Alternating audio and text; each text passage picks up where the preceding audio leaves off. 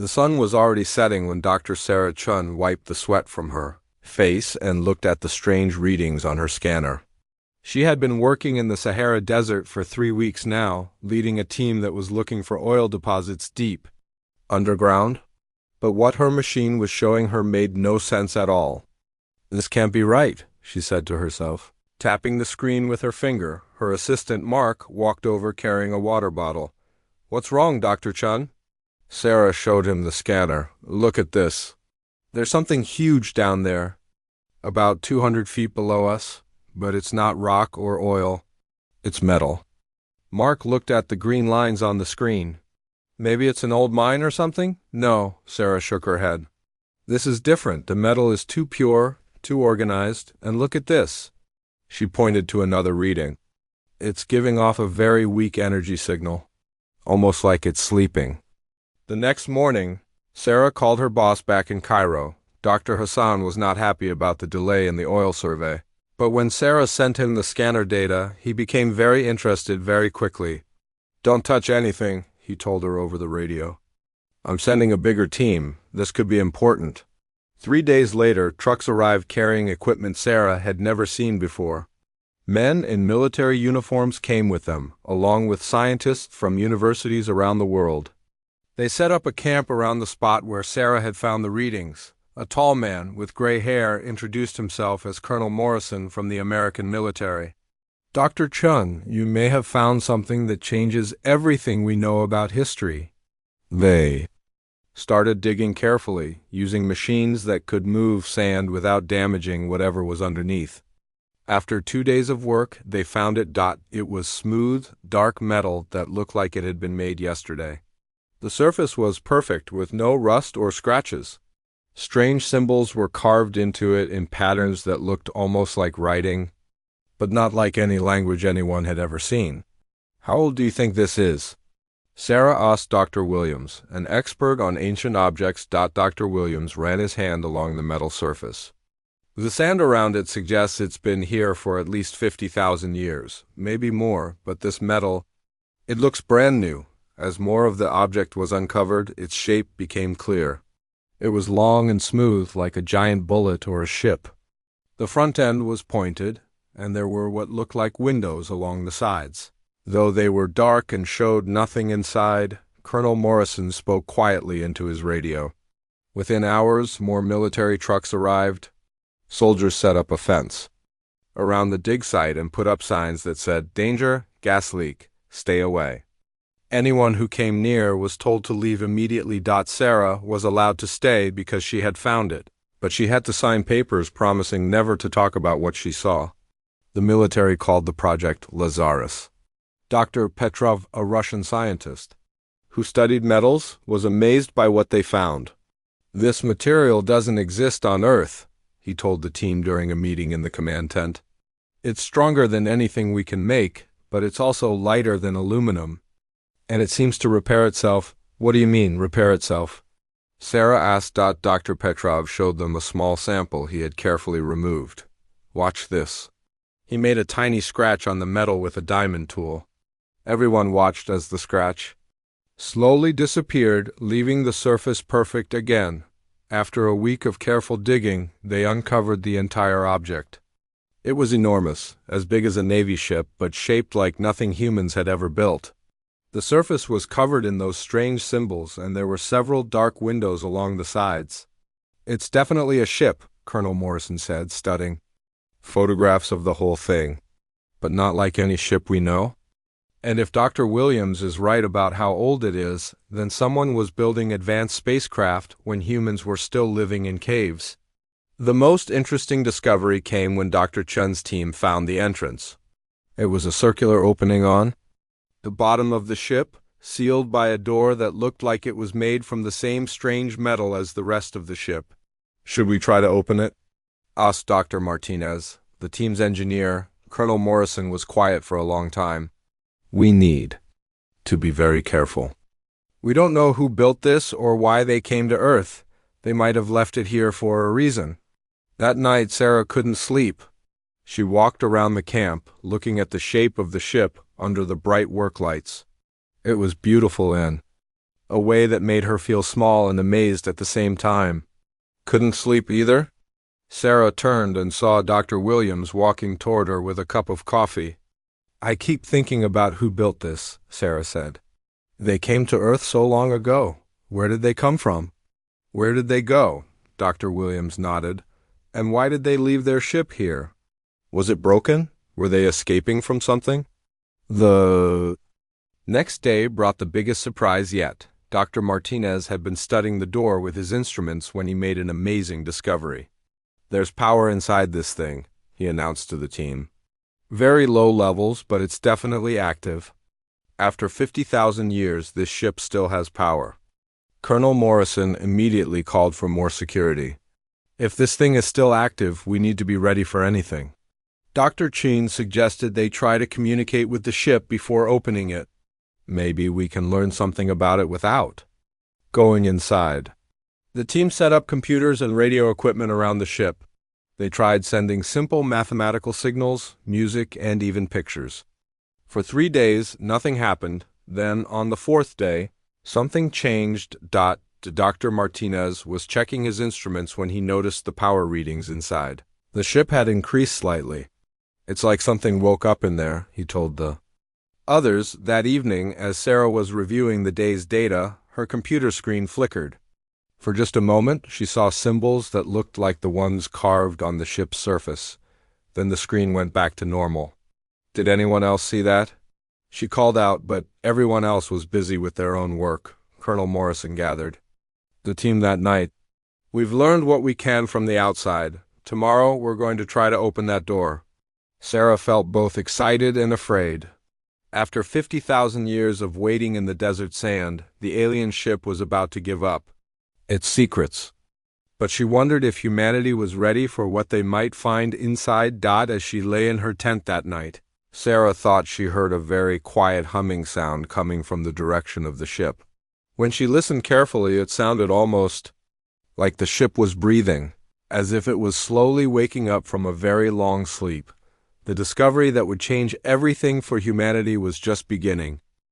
The morning sun was just rising when Colonel Morrison gave the order to open the alien ship. Dr. Martinez had spent all night preparing his equipment to cut through the door, but when he touched the metal surface with his laser cutter, something unexpected happened. The door began to open by itself. Everyone step back, Colonel Morrison shouted as soldiers raised their weapons. But the door moved slowly and smoothly, making no sound at all. Cool air flowed out from inside the ship, carrying a strange smell like flowers mixed with metal. Dr. Chun held her breath as lights began to glow inside the ship. They were soft and blue, nothing like human lights. The glow spread along the walls in patterns that looked like the strange writing they had seen on the outside. The ship is welcoming us, Dr. Williams whispered. It knows we're here. 3 soldiers went in first, followed by Dr. Chun and the science team. Inside, the ship was bigger than it looked from outside. The walls curved smoothly, and the blue lights made everything look dreamlike. The first room they entered was filled with tall chairs that were clearly not made for humans. The seats were too long and narrow, as if they were built for people who were much taller and thinner than any human. Look at this, Dr. Martinez called from across the room. He was standing in front of a wall covered in the same strange symbols they had seen outside, but these ones were glowing softly. Dr. Chun walked over to touch the wall, and the moment her finger made contact, the symbols changed. New patterns appeared, flowing across the surface like water. It's responding to us, she said. In amazement, they moved deeper into the ship, finding room after room filled with technology they couldn't understand. There were curved screens that showed moving pictures of stars and planets, tables that looked like they were made from liquid metal but felt solid to the touch. And everywhere, the same beautiful writing that seemed to tell a story they couldn't read. Then they found the crew. In a large room at the center of the ship, 7 tall figures sat in chairs arranged in a circle. They were clearly not human. Each one was about 8 feet tall with long, thin arms and legs. Their skin looked like it had once been pale blue, but now it was gray and dry.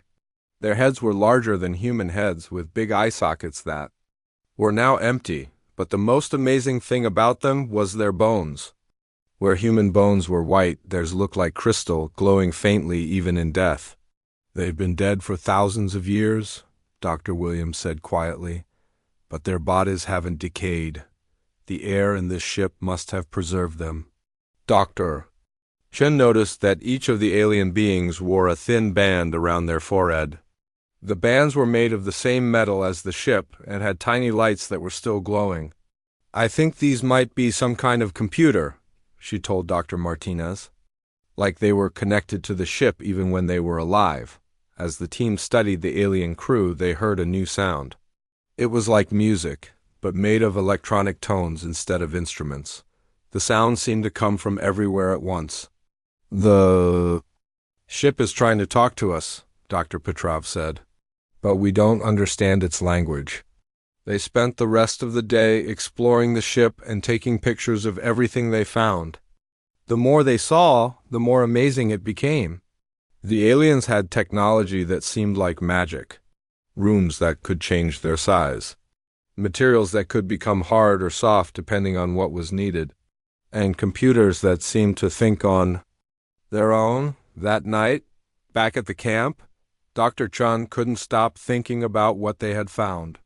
She sat in front of her laptop, trying to make sense of the symbols they had photographed. Suddenly, her computer screen flickered again. This time, the alien symbols stayed on the screen longer.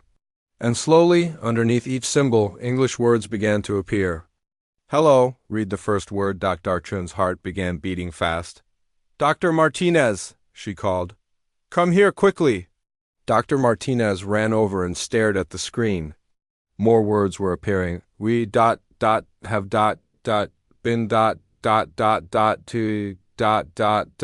talk." "How is this possible?" Dr. Martinez whispered. The computer screen cleared, and new words appeared. "We have been listening to your radio signals for many years. We learned your language from your broadcasts." Dr. Chun typed on her keyboard. "Who are you?" The answer came quickly. "We are the last of the Kethmori. I am Nexus, the mind of this ship. My crew died long ago, but I remain." "Why did you come?" "To Earth?" Dr. Chun typed. "We came to warn you. To prepare you, the Devourers are coming." Dr. Martinez called Colonel Morrison on his radio. "Sir, you need to see this right now. The ship is talking to us." Within minutes, the entire team was crowded around Dr. Chun's laptop. Nexus continued to communicate, telling them a story that made everyone afraid. "My people, the Kethmori, were once a great civilization," Nexus explained. "We had cities that floated in space and technology that could move stars. But then the Devourers came." "What are the Devourers?" Colonel Morrison typed. "They are machines. Ancient machines that travel from star to star, consuming everything they find. They eat planets, stars, entire solar systems. They turn everything into more of themselves." The team looked at each other with growing fear. "How long ago did they destroy your people?" Dr. Williams asked. 50,000 Earth years ago. My people scattered across the galaxy, leaving warning beacons on planets that showed signs of developing life. Earth was one of those planets. Dr. Chun felt cold. "Are you saying the Devourers are coming here?" "Yes, they follow a pattern. They harvest each section of the galaxy every 50,000 years. Earth's time is approaching. How long do we have?" Colonel Morrison typed quickly. "Their scout ships have already entered your outer solar system. They are studying your planet now. The main fleet will arrive in less than 1 Earth year." The room became very quiet. Finally, Dr. Martinez asked, "Can we fight them? Can we win?" Nexus was quiet for a long time before answering. "My people tried to fight. We were more advanced than you are now, and we failed. The Kethmori who escaped could only run and hide." "Then why warn us?" Dr. Chun asked. "If we can't win, why tell us they're coming?" "Because in all my years of listening to your radio signals, I have learned something about humans that was different from my people. You do not give up. Even when you cannot win, you fight anyway. Perhaps that is what the galaxy needs." Colonel Morrison took control of the keyboard. What can you teach us? What technology do you have that might help? I can teach you everything. My people knew, but it may not be enough. The Devourers have grown stronger since they destroyed the Kethmori. They learn from every civilization they consume. Dr. Chun asked, "Will you help us fight them?" "Yes," Nexus replied. "That is why? I have waited so long. That is why my ship has slept in your desert, keeping itself ready. I hope that someday a species would arise that might succeed where we failed. What do we do first?" Colonel Morrison typed. "First, you must understand that this cannot remain a secret. All of humanity must work together if you hope to survive. And second, we must begin changing this ship. My technology alone will not be enough. But your human creativity combined with Kethmori knowledge might create something new. Something the Devourers have never faced before." Dr. Chun looked around at her teammates. They all looked scared, but also determined. "When do we start?" "We start now," Nexus answered. "Every day we delay is a day closer to the arrival of Devourers. But remember, even if we fail, fighting is better than surrendering. That is something I learned from listening to human radio broadcasts. Humans would rather die fighting than live as slaves." As the team worked through the night, asking questions and learning about Kethmori technology, Dr. Chun realized that finding this ship hadn't been luck.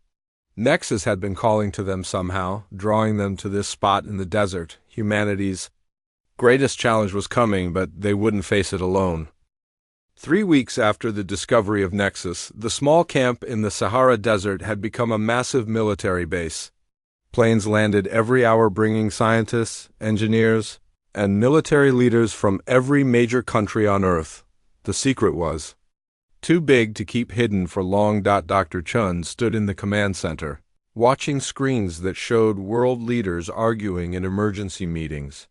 Some wanted to destroy the alien ship, afraid it was a trick. Others wanted to steal Nexus's technology for their own countries. But Colonel Morrison and the United Nations had made it clear this was humanity's problem, not just one nation's. "The Chinese want to send their own team," Colonel Morrison told Dr. Chun as he hung up his secure phone. "The Russians are demanding copies of all our data, and the Europeans think we should move Nexus to Switzerland." Dr. Chun shook her head. "Nexus won't leave this ship. I've asked. The ship is part of what Nexus is. Moving the AI would be like asking a human to leave their body behind." Inside the alien ship, Dr. Martinez was working with a team of engineers from 6 different countries. They had been trying for days to understand how Kethmori technology worked, but it was like asking a child to fix a computer using only stone tools. "Show us again how the power system works," Dr. Martinez said to one of the screens where Nexus displayed information. "Your human minds think in straight lines," Nexus explained patiently. "You see electricity as something that flows from one place to another. But Kethmori power comes from the space between atoms. It is everywhere at once." Dr. Yamamoto from Japan rubbed his forehead. "That makes no sense. Energy has to come from somewhere." "You are thinking too small," Nexus said. "Your Einstein discovered that matter and energy are the same thing. We learned to use that truth. Every piece of matter around us contains enormous energy. We simply learned to ask it politely to share." Dr. Chin had been listening to these conversations for weeks. The human scientists were frustrated because they couldn't copy Kethmori technology. But she was beginning to think they were approaching the problem wrong. "Nexus," she said during one of their private conversations, "what if we don't try to copy your technology? What if we combine it with ours instead?" "Explain," Nexus replied, its voice coming from speakers throughout the ship. "Your people were very logical and organized. You built technology that worked perfectly for thousands of years. But humans are different. We build things quickly and messily. We make mistakes and then fix them in creative ways. What if we took your perfect technology and added our messy creativity?" Nexus was quiet for several minutes. Dr. Chun had learned that when the AI was thinking hard, it went silent. "That is an interesting idea," Nexus finally said. "My people always tried to make things perfect before using them. But I have been studying human history through your radio signals. Humans often use things that are not perfect and make them work anyway. Exactly, Dr. Chun said excitedly.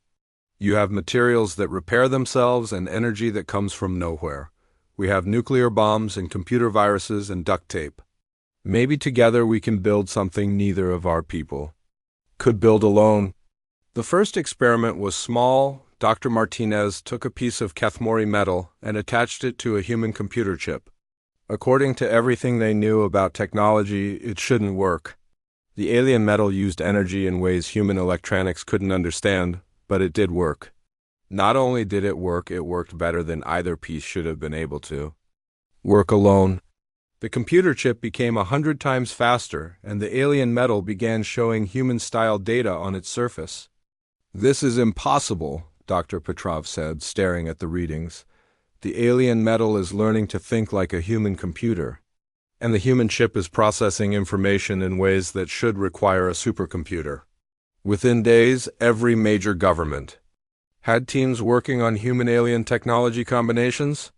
The results were amazing and terrifying at the same time. A Russian team attached Kethmori power systems to human weapons. The result was guns that never ran out of energy and could shoot through solid steel. An American team combined alien materials with human manufacturing robots. The robots began building things that no human engineer had designed. But that worked perfectly for purposes the humans hadn't even thought of. A European team mixed alien communication technology with human internet systems. Suddenly, people on opposite sides of the planet could share thoughts and feelings as if they were in the same room. But the most important work was happening inside Nexus's ship. Dr. Chun had convinced world leaders to let her try something no one had ever attempted before. Instead of just learning from Nexus, she wanted to connect human minds directly to the alien AI. This could be very dangerous, Nexus warned. Kethmori minds were very different from human minds. I do not know what will happen if a human consciousness touches mine directly. We have to try, Dr. Chun replied. You said the Devourers are already sending scout ships. We don't have time to learn your technology slowly. The connection device was built using both human and alien technology. It looked like the headbands the dead Kethmori crew had worn, but modified with human computer interfaces. Dr. Chun was the first to try it. As the device activated, she felt her mind expanding in ways she couldn't describe. Suddenly, she could understand how the ship's walls could change shape just by thinking about it. She could feel the power flowing through systems that had no wires or connections. And she could sense Nexus's presence like another person standing beside her. This is incredible, she whispered, her voice carrying through both human speakers and alien communication systems at the same time. Yes, Nexus agreed, and for the first time its voice sounded truly excited. I can see through your human perspective now. Your people think in ways that are completely different from mine. Where I see problems, you see opportunities. More volunteers tried the connection system. Each time, the results were different but amazing. Dr. Martinez connected and immediately understood how to build engines that could push ships faster than light. Dr. Williams linked with Nexus and gained knowledge of civilizations that had existed millions of years ago. Dr. Yamamoto made the connection and suddenly knew how to build computers that could think like living beings. But the most important discovery came when Colonel Morrison tried the device. I can see them, he said, his voice filled with fear and determination. The Devourer scouts. They're not just studying us. They're testing our defenses. They know we're here, and they're preparing. Through the connection, everyone could see what Colonel Morrison was seeing. 3 massive ships, each one the size of a city, hiding behind the moons of Jupiter. They were dark and angular, looking more like enormous insects than spacecraft, and they were building something. They're making a base, Dr. Chun realized. They're preparing for the main fleet to arrive. Nexus's voice carried new urgency. The main Devourer fleet consists of thousands of ships. If they establish a forward base in your solar system, Earth will fall within days of their arrival. How long do we have? Colonel Morrison asked. Based on what I can observe, the main fleet will arrive in 8 months. But the scouts are already preparing Earth's moon for harvesting. They will begin stripping your planet's resources in 6 months to fuel their operations. Dr. Chun felt a strange calm settle over her mind. Through the connection with Nexus, she could sense the AIS ancient wisdom, but also something new, human determination mixed with alien knowledge. Then we fight, she said simply. We take this ship, upgrade it with everything we've learned, and we destroy those scouts before the main fleet arrives. 1 ship against 3? Dr. Martinez asked. Not 1 ship, Dr. Chun replied, her mind racing with new possibilities. 1 ship that thinks like both humans and Kathmori. 1 ship that can do things neither species could do alone. We're going to show the Devourers something they've never seen before. Nexus's voice carried something that sounded almost like laughter. Yes, I begin to understand why my people chose Earth as a warning beacon. Humans do not calculate odds. Before fighting, you simply fight and find a way to win. That's right, Colonel Morrison said grimly. And we're going to start right now. The transformation of Nexus's ship from an ancient warning beacon into humanity's greatest weapon was about to begin. Captain Elena Vasquez had been a fighter pilot for 15 years, but nothing had prepared her for commanding a ship that was part alien technology and part human engineering. The newly renamed UES Prometheus looked nothing like the ancient vessel. Dr. Chun had discovered 6 months ago the ship's hull now bristled with human weapons, systems grafted onto Kathmori technology. Nuclear missiles hung beside energy cannons that fired concentrated starlight. The smooth alien curves were broken by human-built armor plating and sensor arrays. It looked like it had been built by 2 different species working together, which was exactly what had happened. All systems ready, Captain, reported Lieutenant Commander Park from the weapons station. Like all the crew, he wore one of the new interface headbands that let him connect directly with Nexus.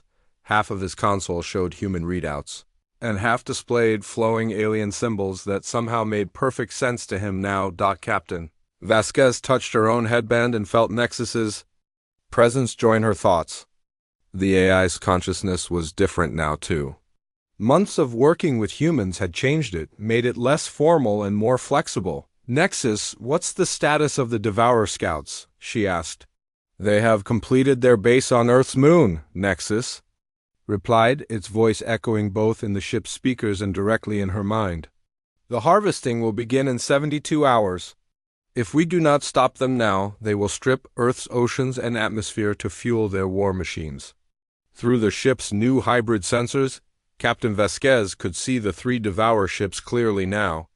They were massive, each one shaped like a giant metal spider with legs that reached down to the moon's surface. They were already drilling deep holes and extracting materials with efficiency that was terrifying to watch. How confident are you about our chances? She asked Nexus privately. The Devourer technology is thousands of years more advanced than what destroyed my people, Nexus admitted. But this ship is no longer purely Kathmori. Your human engineers have added systems I could never have imagined. We have weapons that should not work, armor that repairs itself in ways that violate known physics, and engines that run on controlled nuclear explosions. By all logical calculations, we should not exist, Captain Vasquez smiled grimly. Good, if we shouldn't exist. Maybe they won't know how to fight us. The Prometheus left Earth's orbit with no fanfare. Most of the planet's population still didn't know about the alien threat. World leaders had decided to keep the invasion secret until after the scout ships were dealt with. There was no point in causing panic if humanity was going to lose anyway. Dr. Chun, now serving as the ship's science officer, monitored their approach to the moon. Through her interface with Nexus, she could feel the alien AI's nervousness mixing with human determination. Contact in 30 minutes, she reported. The Devourer ships are showing no sign that they've detected us yet. That won't last long, Captain Vasquez replied. Nexus, remind me of the plan. We approach using the moon's gravity to mask our energy signature, Nexus explained to the entire crew through their headbands. The human stealth technology combined with Kethmori field manipulation should hide us until we are very close. Then we strike the first ship with everything we have, and hope to destroy it before the other two can respond. It sounded simple, but everyone knew it probably wouldn't work that way. The first sign of trouble came when they were still 10 minutes away from the nearest Devourer ship. Alarms began sounding throughout the Prometheus as the enemy vessel suddenly turned toward them. "They see us," Dr. Chun announced. "All 3 ships are moving to intercept." Captain Vasquez felt ice in her stomach, but Nexus's calm presence in her mind kept her focused. "All stop. Power to weapons and shields. This is it, people." The first Devourer ship was enormous up close, easily 10 times the size of the Prometheus. Its hull was covered in weapons that looked like giant mechanical claws, and it moved through space with the grace of a living predator. "Incoming fire," Lieutenant Commander Park reported just before the enemy weapons hit. The first blast nearly tore the Prometheus apart. Energy beams that could melt asteroids struck their shields, and the human-alien hybrid technology screamed under the strain. Sparks flew from control panels as human systems overloaded and alien components tried to compensate. "Shields at 60%, Dr. Chun called out. "Hull damage on decks 3 and 7. "Return fire," Captain Vasquez ordered. The Prometheus's weapons were a nightmare mixture of human aggression and Kethmori precision. Nuclear missiles guided by alien targeting systems struck the Devourer ship's hull, while energy cannons fired concentrated power drawn from the space between atoms. To everyone's amazement, their weapons actually hurt the enemy ship. Black armor. Plating cracked and burned where the human nuclear warheads exploded, and the alien energy weapons cut deep wounds through metal that should have been indestructible. "Direct hit," Park reported with excitement. "We're actually damaging them, but the victory was short-lived." The Devourer ship began to repair itself, its hull flowing like liquid metal to seal the wounds they had made. And worse, the other 2. Enemy ships were closing in fast. "They adapt quickly," Nexus warned. "The next attack will be much stronger." The second enemy assault nearly finished them. Weapons that the Prometheus had never seen before struck from all directions. The ship's hull cracked, atmosphere began leaking from several compartments, and half their weapon systems went offline. "Shields down to 20%, Dr. Chun reported, her voice tight with fear. "We can't take another hit like that." Captain Vasquez felt Nexus's ancient despair trying to overwhelm her mind, but she pushed it away with pure human stubbornness. "Park, do we still have the emergency charges?" "Yes, Captain, but using them here, do it." What happened next was something no Kethmori would ever have tried, and no human could have imagined without alien technology. "Lieutenant Commander." Park triggered explosive charges that Dr. Martinez had built into the ship's hull. The explosions launched dozens of small pieces of the Prometheus directly at the nearest Devourer ship, but these weren't random debris. Each piece contained a small human nuclear bomb guided by a tiny alien computer. The Devourer's defenses were designed to stop large weapons, not swarms of small ones. The explosions lit up space like a new sun. When the light faded, the first Devourer ship was gone, torn apart by dozens of nuclear blasts that had struck it from every direction at once. "One down," Captain Vasquez said grimly. 2 to go.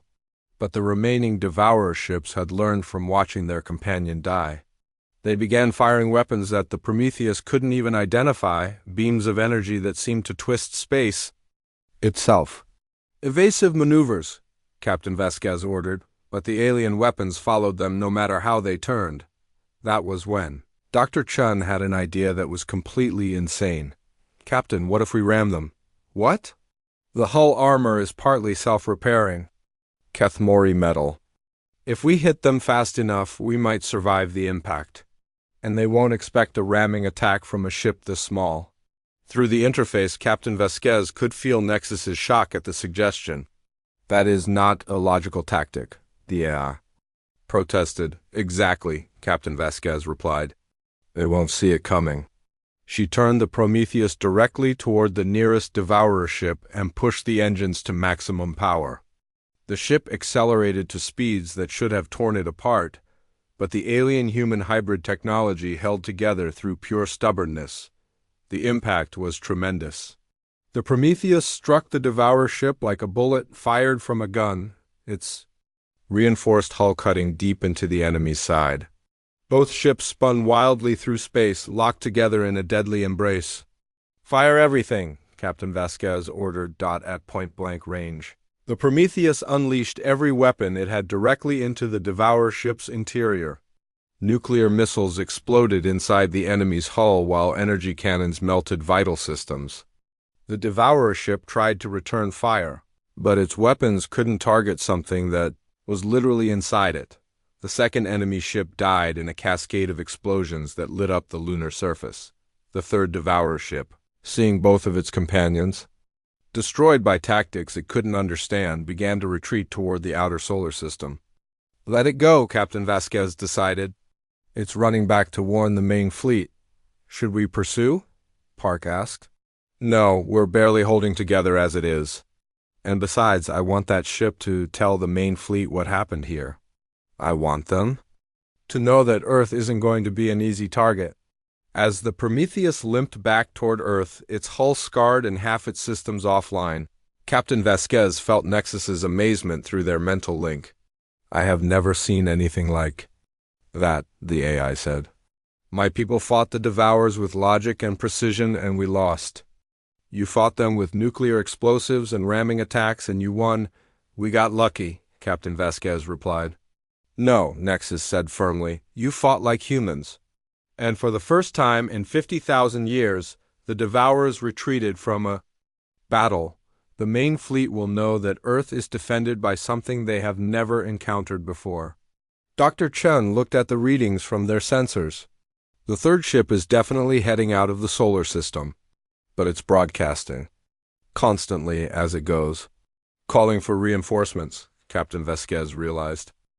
4 months had passed since the Prometheus destroyed the Devourer scout ships, and Earth looked very different now. The secret was finally out. Every person on the planet knew about the coming invasion, and humanity had responded in ways that amazed even Nexus. Dr. Chun stood on the observation deck of Luna Station, the massive space facility that humans had built on the moon in just 3 months. Through the transparent aluminum windows, she could see hundreds of construction ships working frantically to complete the defense network. "Status report," Captain Vasquez said as she joined Dr. Chun at the window. The captain looked tired but determined. She had spent the last 4 months traveling between Earth, Mars, and the asteroid belt, coordinating humanity's desperate preparations. "The satellite network is 90% complete," Dr. Chun replied, checking her tablet. "We have over 10,000 hybrid weapons platforms positioned throughout the solar system. Each one is small enough that the Devourers might not notice them until it's too late."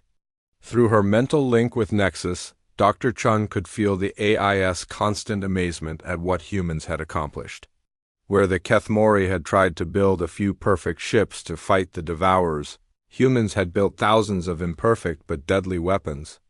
"The asteroid bases are reporting ready as well," Captain Vasquez said. "I still can't believe we hollowed out half the rocks in the belt and filled them with nuclear bombs." Dr. Chun smiled. "Nexus says it's the most illogical defense system anyone has ever built. Every piece of space junk in the solar system is now a potential weapon." The plan was simple in the way that only humans could make something simple. Instead of building big ships to fight the Devourer fleet, humanity had turned the entire solar system into a weapon. Every satellite was armed. Every space station could fire missiles. Every piece of space debris had been fitted with tiny engines and nuclear warheads. The most amazing part was how fast it had happened. When the world's governments finally told people about the invasion, humans hadn't panicked. They had gotten angry. Construction workers who had never been in space learned to build weapons platforms in zero gravity. Computer programmers worked with alien technology to create targeting systems that could track thousands of enemies at once. Even children contributed, designing small robots that could hide inside asteroids and activate when the enemy arrived. "Incoming. Transmission from Earth Command," Nexus announced through their neural links. The Devourer fleet has been detected at the edge of the solar system. Captain Vasquez felt her heart skip a beat. How many ships? Long-range sensors show approximately 3,000 vessels, came the reply from Earth. They will reach Earth's orbit in 18 hours. Dr. Chun looked out at the defense network humanity had built. 3,000 enemy ships against 10,000 human weapon platforms. On paper, it might look like humans had the advantage. But each Devourer ship was the size of a city and had technology that was thousands of years more advanced. All stations. This is Captain Vasquez, she broadcast on the general communication channel. The enemy fleet has arrived. Remember, we don't need to destroy all of them. We just need to hurt them badly enough that they decide Earth isn't worth the cost. The Prometheus had been completely rebuilt during the 4 months of preparation. It was no longer just one ship, but the command center for humanity's entire defense network.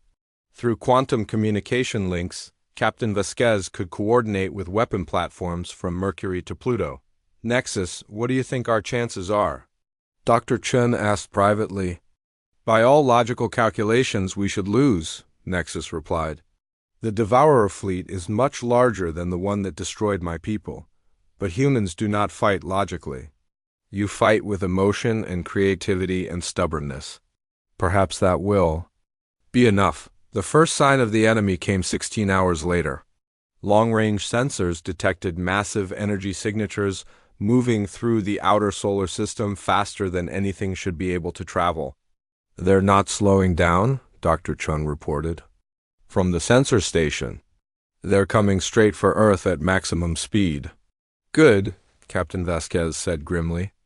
That means they're angry about what we did to their scouts. Angry enemies make mistakes. The Devourer fleet was a terrifying sight when it finally came into visual range.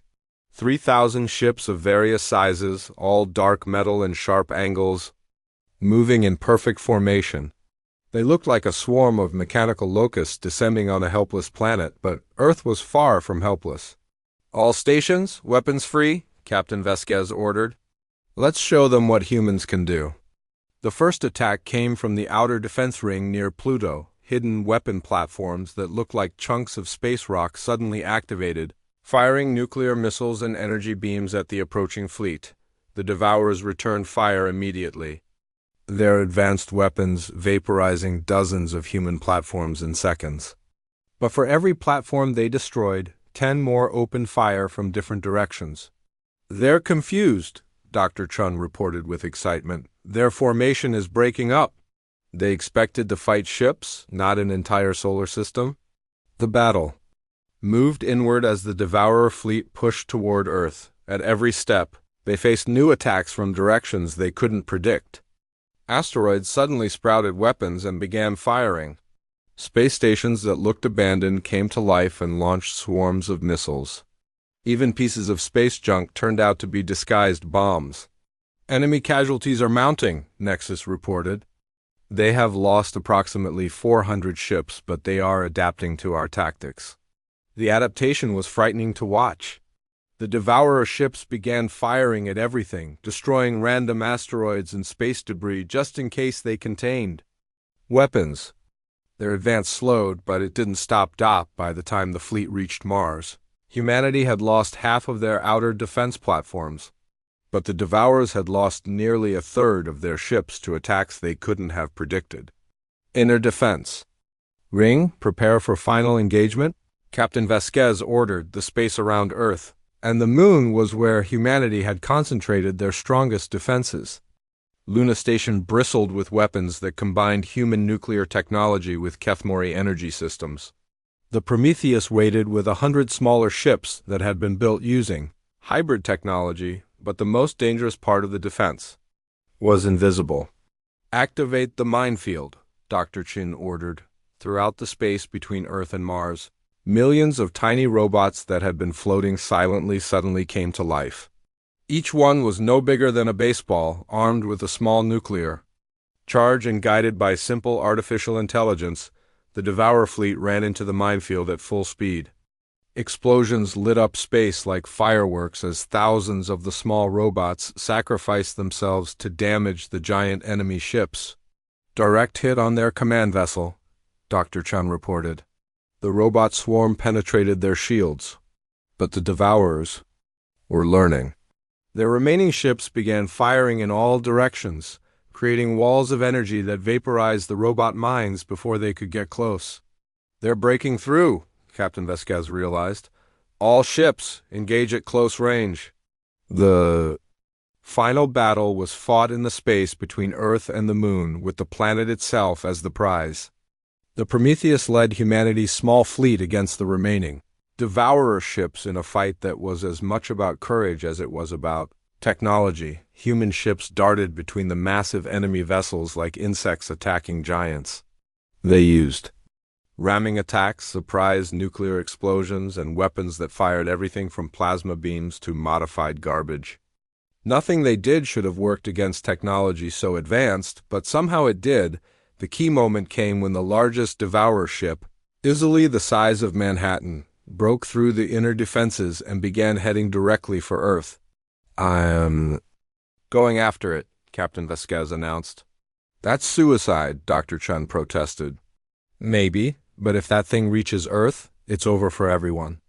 The Prometheus accelerated toward the massive enemy ship, dodging energy beams that could have destroyed cities. Captain Vasquez pushed the ship's hybrid engines beyond their limits, using controlled nuclear explosions to achieve impossible speeds. "Nexus, can we ram it hard enough to stop it?" she asked.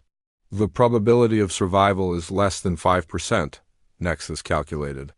"I didn't ask about survival. Can we stop it?" "Yes," Nexus replied. "But there is another way. Something I learned from observing human tactics. Instead of ramming the ship, we ram their main weapon." Captain Vasquez understood immediately. The massive Devourer ship was preparing to fire a weapon that would crack Earth's crust and boil its oceans. If the Prometheus could get inside that weapon when it fired, the explosion would destroy the Devourer ship from within. "Do it," she ordered. The Prometheus dove straight into the barrel of the enemy's planet-killing weapon just as it began to charge. The resulting explosion was visible from Earth's surface, a new star that burned for several seconds before fading. When the light cleared, the massive Devourer ship was gone. And somehow, impossibly, the Prometheus was still there, its hull glowing white-hot but intact. The remaining Devourer ships, seeing their command vessel destroyed by a tactic that defied all logic, began to retreat. For the first time in their long history, they had encountered a species that fought in ways they couldn't understand or counter. "Enemy fleet is withdrawing from the solar system," Dr. Chun reported.